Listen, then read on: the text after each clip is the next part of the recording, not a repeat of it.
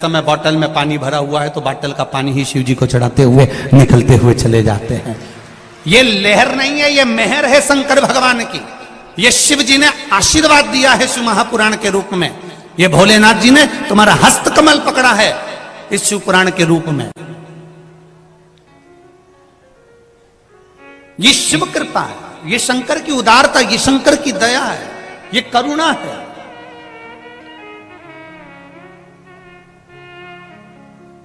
मेरे शिव को आडंबर प्रिय नहीं है, ये निश्चित है। शंकर भगवान को आडंबर से मतलब है ही नहीं। शिव जी, कई लोग बहुत सारा अगर तिलक लगा लें, बहुत लंबे बाल बना लें और बहुत आड़े टेढ़े वस्त्र पहन ले और सोचें कि हम भगवान को रिझा लें, हम भगवान के सही भगत हैं, तो ये भगवान कहते हैं मैं कपड़े से कभी प्रसन्न नहीं हुआ। कपड़े तो मेरे को प्रसन्नता लेते ही नहीं। हम कौन से कपड़े पहने जिससे भगवान प्रसन्न हो जाएं? शिव पुराण कहती है कपड़ा बदलने की जरूरत नहीं, कलेजा बदलने की जरूरत है, भगवान प्रसन्न हो जाएंगे। आप दिल तो बदलो, मन तो बदल ही नहीं पा रहे हो, चित्त तो बदल ही नहीं पा रहे हो, आपकी एकाग्रता तो बदल नहीं पा रहे हो, आप भगवान की शरणागति तो ग्रहण नहीं कर पा रहे हो और कहते हो मैं परमात्मा को पाना चाहता हूं, मैं भगवान को अपना बनाना चाहता हूं। कई ऐसे लोग आते हैं जो हमसे भी कहते हैं भगवान तो तुम्हारा दिखता ही नहीं है। तुम इतनी बड़ी बड़ी कथा सुनाते हो, कभी भगवान आज तक हमको दिखा ही नहीं। भगवान को देखने की सोचना भी मती। भगवान को सुनो, भजन करो और श्रवण करो। देखना क्यों नहीं? कारण क्या होता है?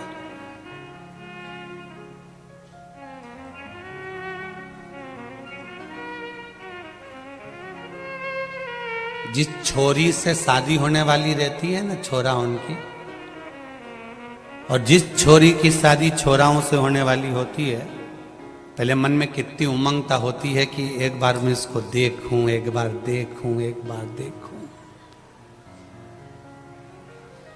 और शादी नहीं हो जब तक तो ललकता रहे कि देखूं, और जब जगदम्बा घर में आ जाए फिर भेरू तेरे को रोज का सिंदूर चढ़ा है, रोज। अब क्या कहता है? मैं तो मर जाऊं तो अच्छा, इससे पीछा छूट जाए तो अच्छा। क्यों? पहले तो तू गा रहा था, तुझे ना देखूं तो मुझे चैन आता ही नहीं है। पहले तो तू ही गा रहा था, अब कहां गया? ये संसार है भाई। तुम्हारे पास में जो गाड़ी नहीं होती है, टू व्हीलर, फोर व्हीलर, जो कंपनी की गाड़ी तुम्हारे पास में नहीं है, उसको पाने की ललकता बढ़ती है। बोलो सही है कि गलत है? जब वो गाड़ी तुम्हारे दरवाजे पर आ जाती है तो 2, 4, 8 दिन, 15 दिन, महीने भर के बाद ललकता समाप्त। तुम्हारे पास में जो पर्दे नहीं होते, किसी क्या देखी हो तो ललकता बढ़ जाती, पर्दे आ गए, ललकता समाप्त। फ्रिज नहीं है तो फ्रिज की ललकता बढ़ रही है, फ्रिज लाना, फ्रिज लाना, फ्रिज लाना, फ्रिज घर में आ गया, ललकता समाप्त। लोग कहते हैं कि परमात्मा क्यों नहीं दिखता? शिव महापुराण की कथा कहती है इसीलिए नहीं दिखता क्योंकि वो तुम्हारी ललकता समाप्त नहीं करना चाहता। वो चाहता है तुम्हारा भजन चलता है, वो चाहता है तुम्हारा स्मरण चलता रहे, वो चाहता है तुम एक लोटा जल चढ़ाते रहो, वो चाहता है तुम भजन करते रहो, वो चाहता है तुम कीर्तन करते रहो, वो चाहता है तुम राम कृष्ण का स्मरण करते रहो, वो चाहता है तुम शिव मंदिर जाते रहो। अगर एक बार उसने आकर दर्शन दे दिया तो तुम दूसरी बार फिर पाने की ललकता नहीं करोगे। फिर तुम सोचोगे मुझे तो भगवान मिल गया, मुझे तो भगवान मिल गया। लंकाधिपति रावण इसी अहंकार में फूल गया था कि मेरे पास सोने की लंका है, मेरे पास भोलेनाथ जी हैं, मेरे पास सोने की लंका है, मैंने सबको बंदी बना कर रखा है, मेरे पास सारे देवता हैं, मैंने नवग्रह को अपने हाथ से बंधन में बना कर रखा है, इंद्र को तो मैं कोने में रखता हूं, वरुण गरुण सबको मैं कोने में रखता हूं। ये रावण का अभिमान चरम सीमा तक पहुंच चुका था। इसलिए परमात्मा भगवान शिव ने भी रावण से कहा था, रावण तू बार बार मुझसे कहता है कि दर्शन दो, दर्शन दो, दर्शन दो, मैं तुझे दर्शन नहीं देना चाहता, कहीं तेरी ललकता समाप्त ना हो जाए। मैं तुम्हें हाथ पर उठा लूंगा अगर दर्शन नहीं दोगे तो शिव को दर्शन देना पड़ा। जब दर्शन दे दिया तब रावण सबसे कहता रहा, मैंने शंकर को अपने हाथों पर उठा लिया, शिव जी ने आकर मुझे दर्शन दिया, शंकर मेरे सामने आ गए, ललकता समाप्त हो गई। रावण का अभिमान ऊपर हो गया, अहंकार बढ़ गया, अभिमान बढ़ा और रावण समाप्त हो गया।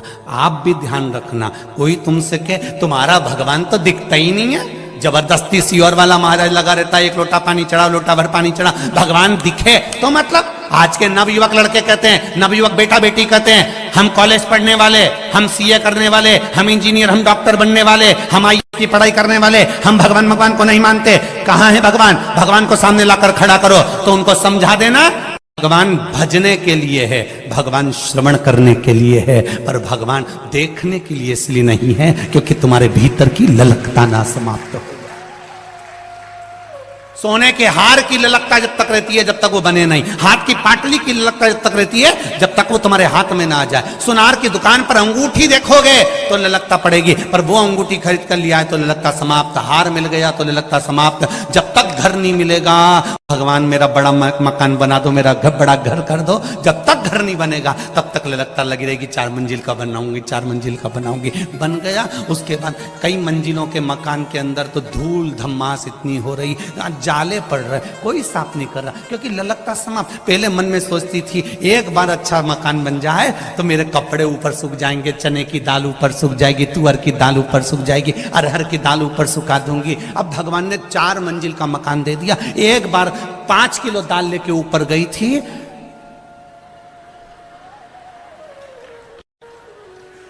जब नीचे आई दाल खाने के लायक नहीं, इतनी ललकता। गई थी ऊपर, बड़े अरमान से चढ़ी थी, बहुत अरमान से,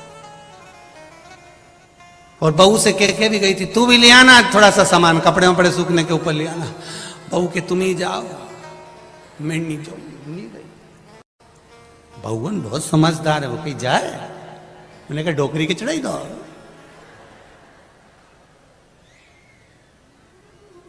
अब बहू नीचे से कह रही है मम्मी आ जाओ,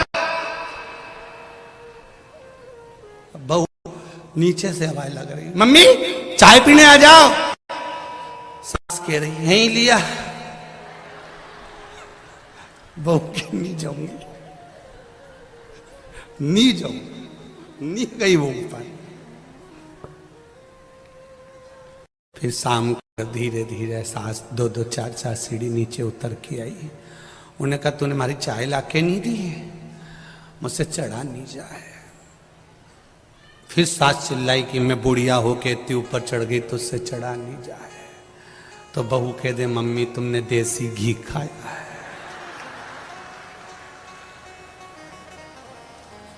तो सास बोली तूने कुछ नहीं खाया। बहू बोली नहीं तुमने मेरा प्राण खाया है। क्या बोले? बोले सुनो, बोले क्या? चलिए महाराज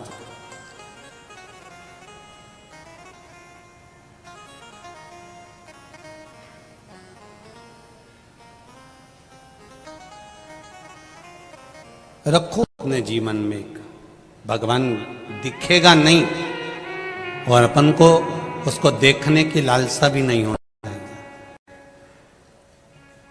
हम भगवान को ना देखें पर भगवान हमको देखे। कोई व्यक्ति जा रहा है, कोई व्यक्ति निकल कर जा रहा है, आप उसको आवाज लगा दो,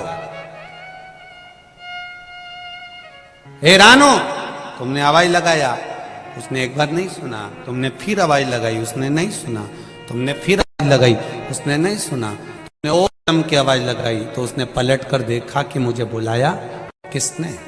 उसी तरह भगवान एक बार अगर तुम्हारी बात नहीं सुने, परमात्मा एक पशुपति व्रत में अगर तुम्हारा काम ना बने, तुम फिर आवाज लगाओ, तुम फिर आवाज लगाओ, तुम फिर श्री शिवाय नमस्तुभ्यम बोलो, एक बार तो पलट कर देखेगा जरूर, ये निश्चित है।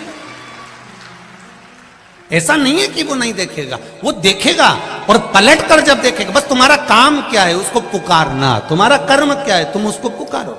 दुकान पर भी जाओ तो उसको स्मरण, एक बार स्मरण कर कर जाइए। अपना रूट थोड़ा सा चेंज करिए, थोड़ा दुकान जाने का मार्ग बदल दो। वैसे भी हमारे यहाँ नियम है कि रोज एक ही रास्ते से दुकान नहीं जाना चाहिए। क्यों? कोई सामान लेकर आ रहे हो, किसी ने ध्यान रख लिया कितनी बजे यहीं से निकलता है, तो उसने उस समय का ध्यान करा। रूट चेंज करो। कभी कभी तुम्हारे मन में ये चेंज हो जाना चाहिए कि मैं रोज दुकान जाता हूँ, बीच में शंकर जी का मंदिर नहीं पड़ता, अब मैं उस मंदिर, उस मार्ग से जाऊंगा जहां पर मेरा महादेव एक झलक दिखा दे, बस उस झलक के सम्मुख से निकल कर जाऊंगा। और मुझे, अगर आप शिव के मंदिर में अंदर भी नहीं जा सकते तो मत जाओ। शंकर के मंदिर में अंदर प्रवेश नहीं कर सकते, मत करो। शिखर का दर्शन कर लो। शिखर भी नहीं देख सकते तो उसके दरवाजे पर थोड़ी सी स्माइल देकर प्रसन्न के साथ में निकल कर चले जाओ। वो भी सोचता रहेगा ये हंस के क्यों गया है। कई लोग कहते हैं ऐसे मुस्कुराने से कुछ होता है क्या? हमने कहा प्रैक्टिकल करके देखो। किसी की दुकान के सामने से निकलना, थोड़ा सा स्माइल दे देना, आधा बापड़ा चिंता में पड़ा रहेगा ये क्यों हंसी थी, क्यों हंस के गया ये। और रोज यही काम करना, उसकी दुकान के सामने से निकलो, निकल वो रात रात बाद डिप्रेशन में आ जाएगा, नींद की गोली खाना पड़ेगी। आखिर ये हंसता क्यों?